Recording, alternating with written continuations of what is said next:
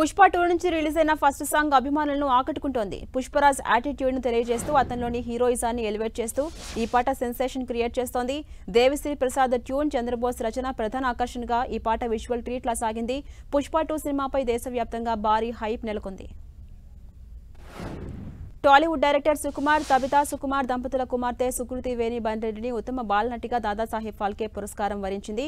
ఆమె ప్రధాన పాత్రలో యాక్ట్ చేసిన గాంధీ తాత చెట్టు చిత్రంలో ఉత్తమ నటనకు ఈ అవార్డును అందజేశారు. ఢిల్లీలో జరిగిన అవార్డుల ప్రధానోత్సవంలో ఈ అవార్డును ఆమెకు అందజేశారు.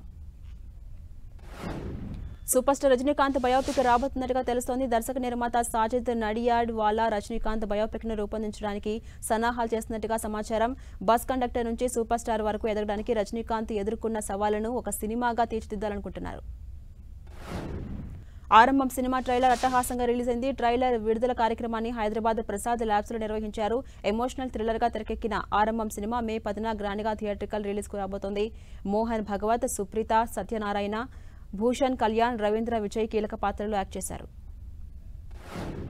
పడమటి కొండలో cinema heroine Yashasvi Srinivas first look ఆకట్టుకుంటోంది. యశస్వి శ్రీనివాస్ ఈ సినిమాలో మైనా అనే పాత్రలో కనిపించబోతున్నారు. ఎర్ర రంగు చీరలో జుట్టు విరబోసుకుని చేతిలో కత్తి పట్టుకున్న కాళీమాతలాగా ఉన్న శ్రావ్యారెడ్డి ఫస్ట్ లుక్ సినిమాపై అంచనాలను పెంచేస్తోంది. నేటి తరం ఆడియన్స్ కనెక్ట్ అయ్యేలా వెన్నెల కిషోర్, నిత శ్వేత జంటగా రూపొందించిన చిత్రం ఓ మంచి ఘోస్ట్. తాజాగా ఈ సినిమా గ్లింప్స్ ను విడుదల చేశారు. హర్రర్ సన్నివేశాలకు హాస్యం జోడించి అభిమానులకు కనెక్ట్ అయ్యేలా సరికొత్తగా ఈ సినిమాను రూపొందిస్తున్నారు. నిహారిక కొణిదెల సమర్పణలో రూపొందుతున్న కమిటీ కుర్రోలు చిత్రం షూటింగ్ కు పూర్తి చేసుకుంది. ప్రస్తుతం సినిమా పోస్ట్ ప్రొడక్షన్ కార్యక్రమాల్లో బిజీగా ఉంది. న్యూ టాలెంట్ ను ఎంకరేజ్ చేయాలనే ఆలోచనతో ఎక్కువ మంది కొత్త వాళ్లతోనే సినిమాను పూర్తి చేశామని నిహారిక తెలిపారు. బాలీవుడ్ యాక్టర్ దీపికా పదుకునే సంచలన నిర్ణయం తీసుకున్నారు. త్వరలో తల్లి కాబోతున్న దీపిక కల్కి 2898 AD సినిమా ప్రచారాలపై నిర్ణయం తీసుకున్నారు. తెలుగు ప్రచారాలు తాను లేకుండా చేయాలని దీపిక చిత్ర నిర్వాహకులకు సూచించినట్టుగా తెలుస్తోంది. అయితే ప్రెగ్నెన్సీతో ప్రచార కార్యక్రమాలకు హాజరవడం సరైనది కాదనుకుంటున్నారట. కల్కి సినిమా జూన్ 27వ తేదీన విడుదల కాబోతోంది. తమిళ మూవీ యతిసై తెలుగు డబ్బింగ్ వెర్షన్ మే 10న థియేటర్లో సందడి చేయబోతోంది. ఈ హిస్టారికల్ గతేడాదిలోనే ఓటీటీలో రిలీజ్ అయింది. ఇప్పటికే తమిళంలో అమెజాన్ ప్రైమ్లో అందుబాటులో ఉంది. తాజాగా యతిసై తెలుగు, హిందీ రిలీజ్ డేట్ను ఈ సినిమా యూనిట్ ప్రకటించింది. రామాయణ్ సినిమాలో కైకేయి పాత్రలో లారా దత్తా నటించబోతున్నట్టుగా వార్తలు వస్తున్నాయి. ఈ వార్తలపై తాజాగా స్పందించారు లారా దత్తా. ఈ మూవీలో నటించమని ఎవరు తనను సంప్రదించలేదని చెప్పారు. అయితే అవకాశం వస్తే మాత్రం నటించేందుకు సిద్ధమని ప్రకటించారు.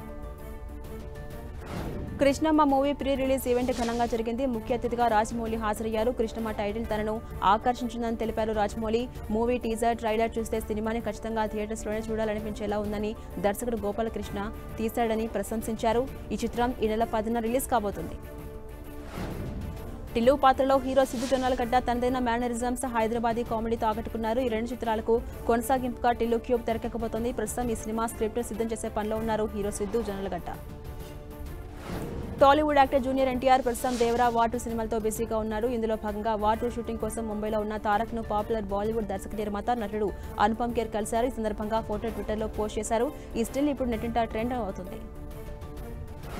షారుఖ్ గతంలో డాన్ 2 చిత్రాల్లో యాక్ట్ చేసిన ఆ సమయంలో అతను చేసిన పనికి మేకర్స్ కు భారీ నష్టం వాటిల్లిందని కింగ్ ఖాన్ సహనటుడు అలీఖాన్ వెల్లడించారు. బెర్లిన్లో చేజ్ సీక్వెన్స్ చేస్తున్న సమయంలో క్రాష్ జరిగిందన్నారు. షారుఖ్ కారు నడపడంతోనే ఈ ప్రమాదం జరిగిందని చెప్పారు. 2.6 కోట్ల విలువైన లైట్లు, 2 పెద్ద కెమెరాలు ధ్వంసమయ్యాయని తెలిపారు. మలయాళ సినిమాలతో నటిగా కెరీర్ మొదలుపెట్టిన మాలవిక రజనీకాంత్ పేట మూవీతో తమిళంలోకి ఎంట్రీ ఇచ్చింది. మాస్టర్, మారన్ తదితర చిత్రాల్లో యాక్ట్ చేసింది. అయితే తన పెళ్లిపై మాలవిక ఇంట్రెస్టింగ్ కామెంట్ చేసింది. గ్లామర్ దుస్తుల్లో కనిపిస్తున్న తనను చాలా మంది పెళ్లి గురించి అడుగుతున్నారంటూ ఆగ్రహాన్ని వ్యక్తం చేసింది. తనను పెళ్లి కూతురు దుస్తుల్లో చూడడానికి ఎందుకు అంత ఆసక్తి అని పేర్కొంది.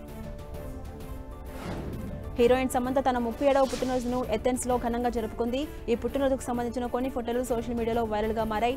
ఎథెన్స్ లో విలాసవంతమైన హోటల్ గది నుండి వీక్షణ, ఎథెన్స్ వీధుల్లో రాత్రి జీవితానికి సంబంధించిన ఫోటోలు ఇప్పుడు విరివిగా ఆన్లైన్లో షేర్ అవుతున్నాయి.